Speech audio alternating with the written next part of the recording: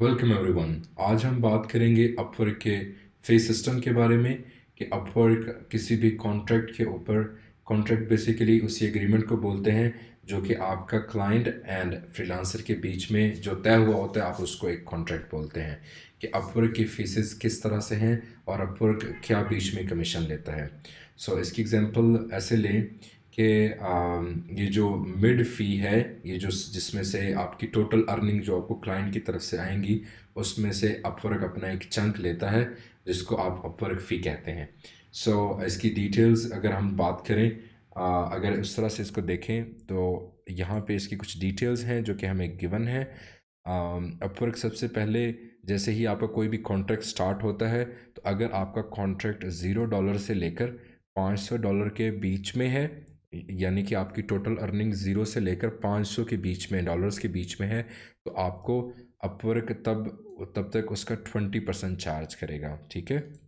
और जब आपका कॉन्ट्रैक्ट इंक्रीज़ होगा $500 से $10,000 के बीच, जब तक आपका कॉन्ट्रैक्ट उसके बीच में रहेगा, तब अपवर्क आपको 10% चार्ज करेगा।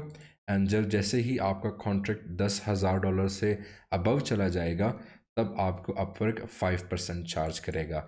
ये अपवर्क की यूजुअल फ़ी है जो कि हर कॉन्ट्रैक्ट के ऊपर अपवर्क आपसे लेगा। अब चाहे वो कॉन्ट्रैक्ट आपका फिक्स्ड हो, फिक्स्ड प्राइस और ऑर्ली, दो तरह के कॉन्ट्रैक्ट अपवर्क में होते हैं, फिक्स्ड कॉन्ट्रैक्ट एंड आपका ऑर्ली कॉन्ट्रैक्ट है। अगर तो आपका फिक्स्ड कॉन्ट्रैक्ट है, फिक्स्ड कॉन्ट्रैक्ट से मुराद ये है कि एक क्लाइंट के साथ आप पहले से एग्री कर लेते हैं कि आपकी ये रिक्वायरमेंट है और इस रिक्वायरमेंट के बदले में मैं इतने डॉलर्स लूँगा। ठीक है। ये आपका फिक्स्ड कॉन्ट्रैक्ट है। दूसरी टाइप का जो कॉन्ट्रैक्ट है वो है आपका ऑर्ली कॉन्ट्रैक्ट। ऑर्ली कॉन्ट्रैक्ट में क्या होता है कि आपको पर आर के तौर पर क्लाइंट पे कर रहा होता है। लेट्स से आपका उनके साथ एग्रीमेंट, आप कहते हैं कि आप उनको $20 पर आवर चार्ज करेंगे और आप एक वेब का सोल्यूशन बना के देंगे।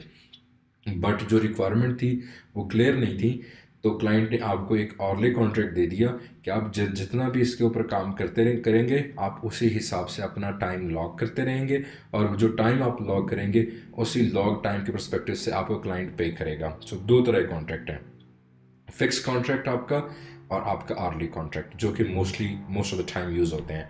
अगर अभी हम बात करें फ़ीस के हवाले से कि आया कि दोनों की फ़ीसेस में कोई डिफरेंस है या नहीं, तो दोनों की फ़ीसेस में कोई डिफरेंस नहीं है।